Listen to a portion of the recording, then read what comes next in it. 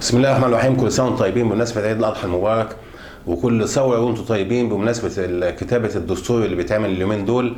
انا بس احب يعني ايه نحط شويه نقط على الحروف، لان احنا للاسف داخلين في منحدر، وكل مدى بننحدر اكتر، والمسائل داخله في صراع.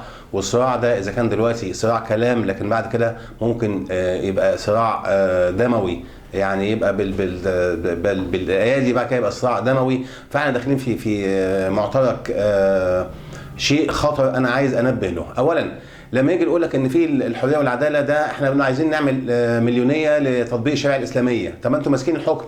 حاجه غريبه، يعني عايز تعمل مليونيه لمين؟ ضد مين يعني عشان يعمل الحكم؟ انا مش عارف. يعني هم اللي في القياده او في سده الحكم دلوقتي ناس غير الحريه والعداله.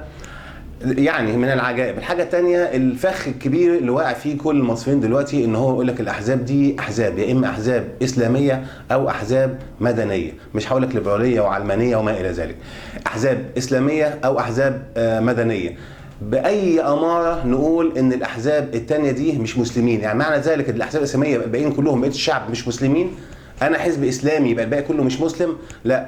طيب انا بدعو للشريعه الاسلاميه، طب مين من المسلمين هيقول لك انا لا مش عايز اطبق الشريعه الاسلاميه؟ ده شرع الله سبحانه وتعالى. طيب احنا عايزين نادي بتطبيق الشريعه الاسلاميه، ومين قالك ما تطبقهاش؟ ما احنا قلنا من الاول ان البند ده من الدستور بيقول مبادئ الشريعه الاسلاميه. طب احنا ما فيش حاجه في الاسلام اسمها مبادئ. لا، في اللي احنا نقدر نقوله. مش هقول طبعا في حاجه في الاسلام اسمها مبادئ ولا حفتي، لكن هقول اللي هو ما اتفق عليه. وقلنا ان العمليه الوسطيه في هذا الموضوع هو الازهر الشريف. هيقول ايه اللي ممكن حكم من الاحكام التي اتفق عليها وعليها شيء من الاجماع، هذا يطبق. اما الاخر فما تقوليش بقى ما دام فيها حد من الفقهاء قال حاجه ولا خلاص يبقى انتهينا، لها حكم شرعي او لها سند شرعي من الفقهاء، حد قال هذا الكلام، ما اقدرش اقول لا يبقى الصح كذا، لا لازم نكون على مذهب ابن حنبل، لا لازم نكون على مذهب الامام الشافعي. ما ينفعش طبعا هذه الامور، ولا ان احنا نكون على يعني هندخل في تفتيته. اللي انا عايز اقوله ان الفخ اللي واقع فيه الاحزاب الثانيه كلها انها بترضى انها تقول على نفسها جماعه الاحزاب المدنيه. مفيش حزب اسمه حزب مدني، لان احنا لو اعترفنا ان في حزب اسمه حزب مدني يبقى احنا بنعترف ان في حزب اسمه حزب اسلامي، يبقى نفينا عن نفسنا الاسلام. الاسلام دين يا اخوانا. احنا ما حدش يقدر يقول من اي الاحزاب الثانيه دي ان هو ضد اي حاجه من الاسلام، او ان هو مش عايز يطبق شرع من شرع الاسلام. هنرجع تاني للنغمه القديمه، عايزين نحلوا البكيني والخمره، وعايزين مش عارف يعملوا الفجور والمجون، وهو الحزب الوحيد اللي هيحاول يشوف الموضوع ده هو الحزب الاسلامي الاوحد المتوحد العالي الهمه اللي هو حزب الحريه والعداله.